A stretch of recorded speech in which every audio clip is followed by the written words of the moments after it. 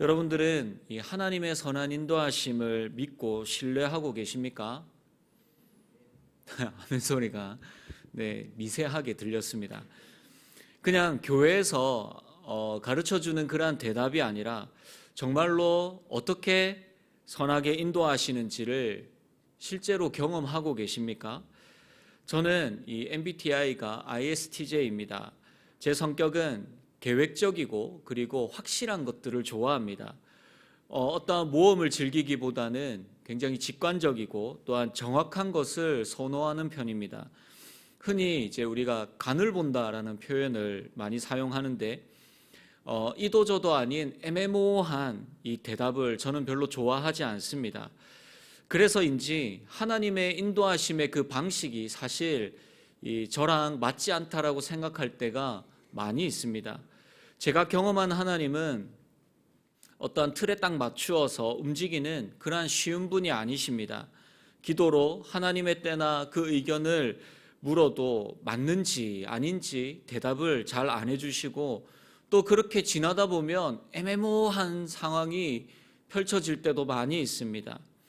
정말로 확답을 듣기 힘든 진짜 밀당의 고수가 바로 우리 하나님이십니다. 하나님은 신묘막측하신 분이십니다. 그런데 너무 신묘막측하셔가지고 때로는 속이 터질 때도 있고 이해가 안 될 때도 있고 하나님께서 어떻게 인도하시는지에 대한 그 방향성을 전혀 알 수가 없을 때가 대부분입니다. 그렇기에 저한테 하나님의 인도하심이란 것은 대부분의 그 모든 상황들이 다 지나가고 난 뒤에 그제서야 뒤를 돌아보면 그때 그게 이 모든 것이 하나님의 뜻이었구나를 알게 하시는 하나님이십니다. 여러분, 오늘 시편 25편이 그런 것 같습니다. 시인인 다윗은 정확히 어떠한 사건 아니면 어떠한 상황인지 우리가 잘 알 수 없지만 분명히 그의 인생의 고통과 고난의 날을 지금 지나고 있는 중입니다. 본문을 살펴보니까 대적들에게 쫓기고 있고 목숨의 위협을 당하고 있고 또한 대적들에게 조롱을 당하는 그러한 상황들도 있는 것 같습니다.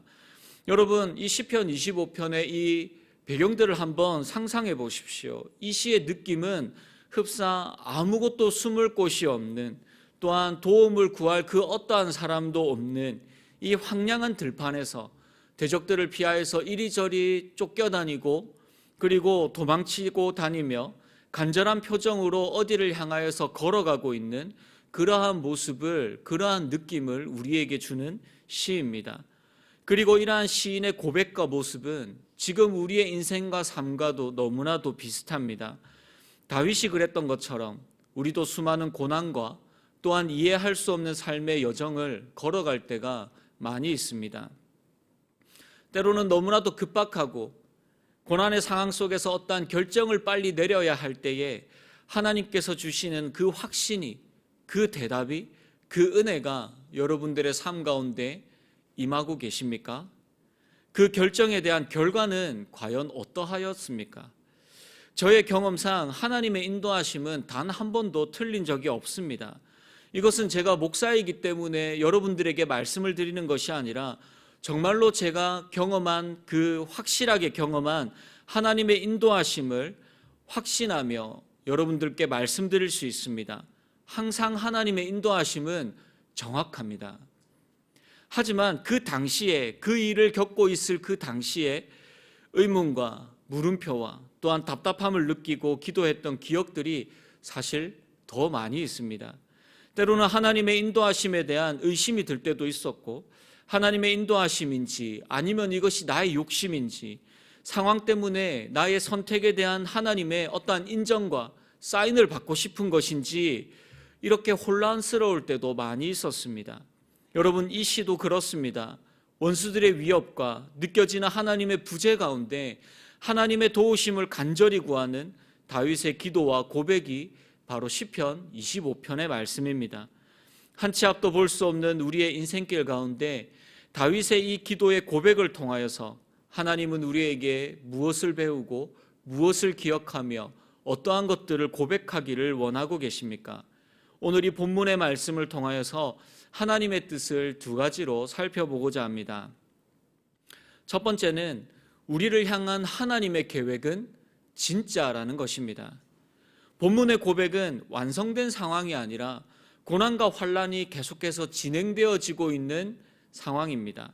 오늘 본문 1절 말씀을 보시면 여호와여 나의 영혼이 주를 우러러보나이다 라고 말씀하고 있습니다. 이 1절을 다시 번역하면 나의 영혼을 주님께 들어 올립니다 라고 그렇게 번역을 할 수도 있습니다. 다윗은 신뢰의 대상은 오직 하나님밖에 없습니다 라고 그렇게 고백하고 있습니다. 비록 지금 당하고 있는 자신의 상황과 환경과 이 환난과 고난과 이해되어지지 않는 이 수많은 상황 가운데서도 다윗은 하나님의 인도하심을 확신합니다. 그래서 5절 말씀해 보시면 내가 종일 주를 기다립니다. 7절에서는 주의 인자하심을 따라 나를 기억하소서, 16절에서는 나에게 은혜를 베풀어 주시옵소서라고 하나님 앞에 부르짖고 있습니다. 이것은 어떠한 격한 감정의 표현도 아니면 모르겠다 될 대로 되라 라고 하는 포기도 아니면 하나님께 하나님 이렇게 약속하셨으니까 이렇게 하셔야죠 라고 따지는 것도 아닙니다. 그는 하나님의 은혜의 도우심을 확신합니다. 그래서 다윗은 주를 우러러보며 주께 의지하고 종일토록 주를 기다립니다. 항상 여호와 하나님만을 바라보고 있습니다 라고 이 시에서 고백합니다. 왜냐하면 모든 상황 속에서 온전히 하나님에게만 소망을 두고 살아갈 수밖에 없음을 그의 인생의 그 걸음을 통하여서 그는 계속해서 경험하고 있기 때문입니다. 자신을 향한 하나님의 신실하신 계획이 있음을 그는 신뢰하며 이해할 수 없지만 그 길을 걸어가고 있습니다. 성경은 하나님의 신실한 계획 속에서 모든 스토리가 다 진행되어지고 있습니다. 특히나 예수님의 지상의 사역들과 십자가의 고난과 죽음조차도 하나님의 뜻을 행하는 이 구원의 계획 속에서 스토리가 진행되었습니다.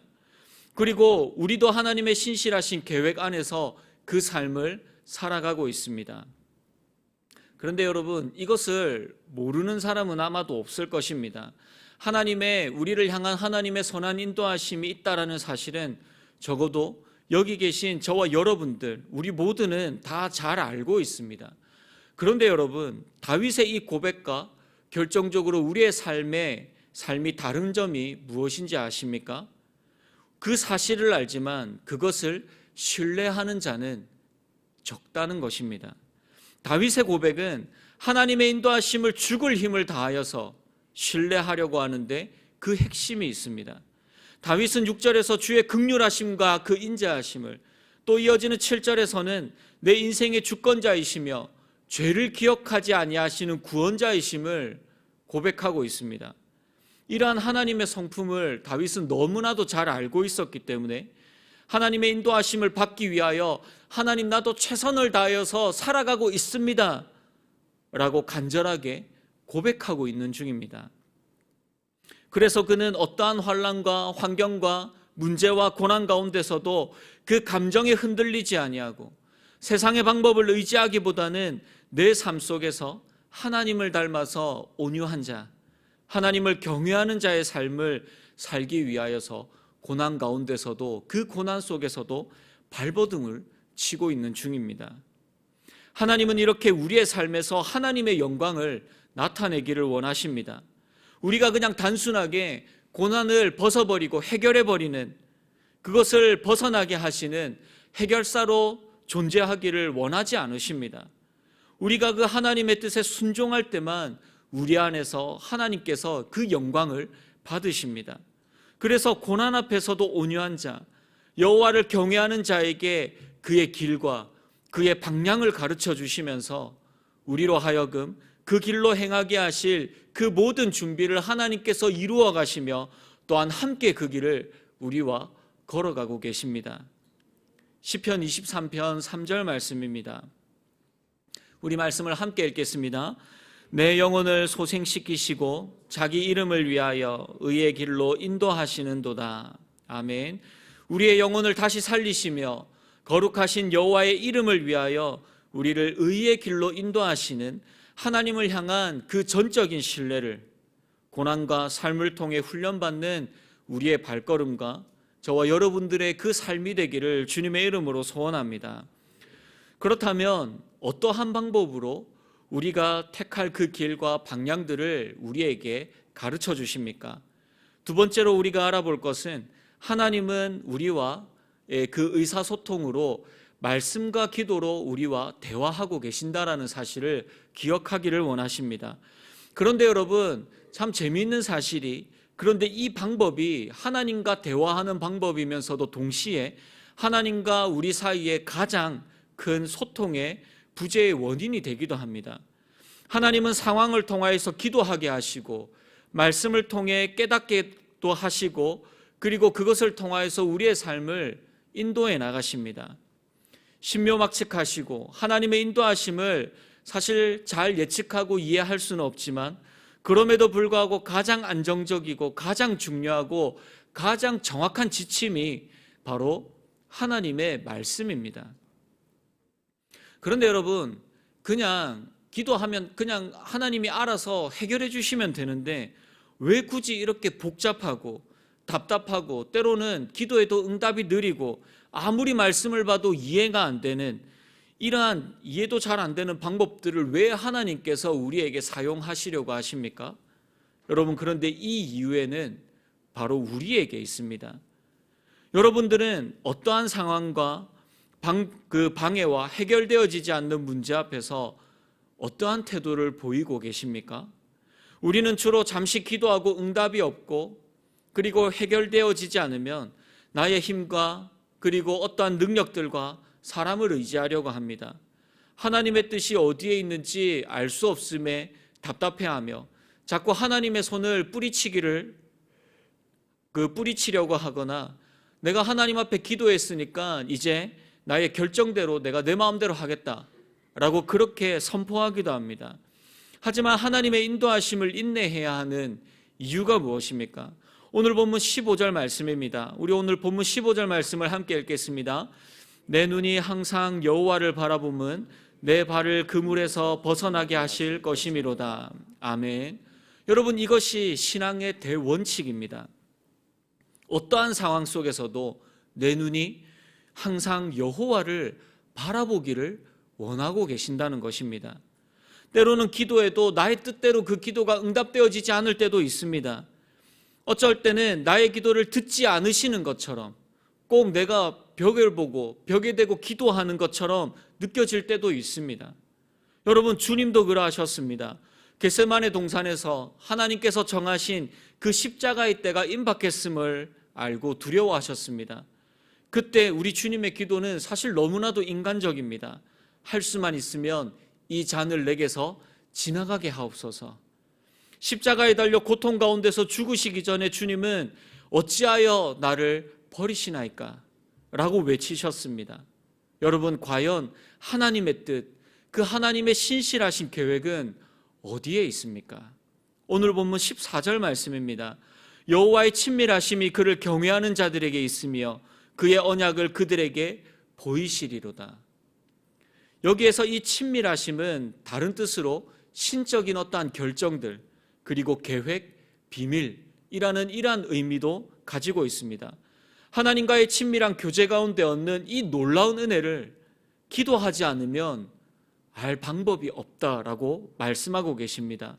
그래서 사실은 하나님의 응답이 없을 때에 그리고 너무나도 답답할 때에 그 나의 영혼이 잠잠이라고 하는 이 찬양이 있습니다. 그 찬양을 들으면 너무나도 은혜가 안 됩니다. 나의 영혼이 잠잠히 하나님만 바라며 나의 구원이 그에게서 나오는도다.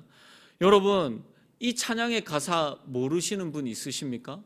그런데 여러분, 답답해 미치겠고 빨리 응답이 되어지면 좋겠는데, 빨리 이 문제가 해결되어지면 좋겠는데 나의 영혼이 잠잠히 하나님만 바라며 성격이 급해가지고 하나님을 볼 수가 없습니다.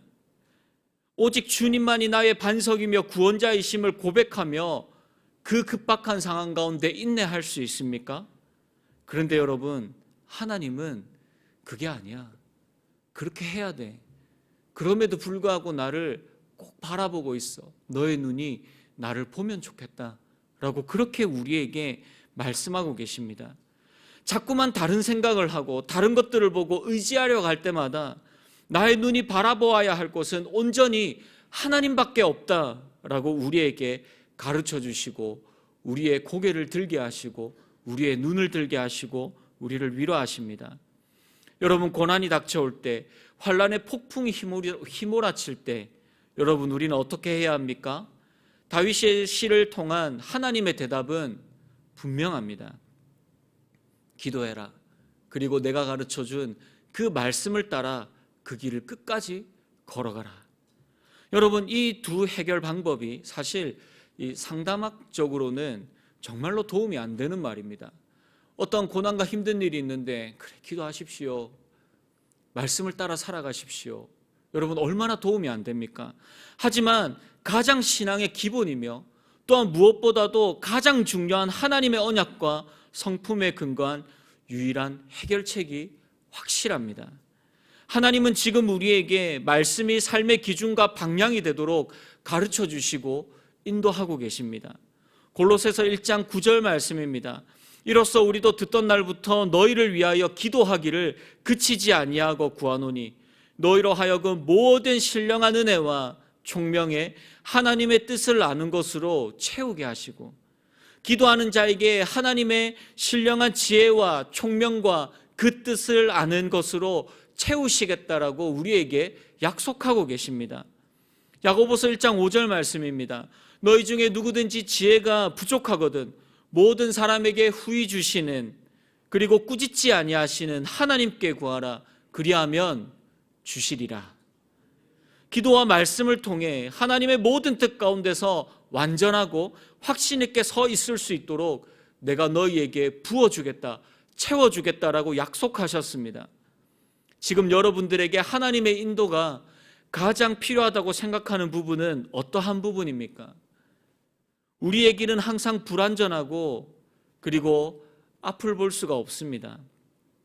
시간이 갈수록 더 불안하고 나의 노력과 열심으로 안 됨을 알고 때로는 낙심하게 됩니다.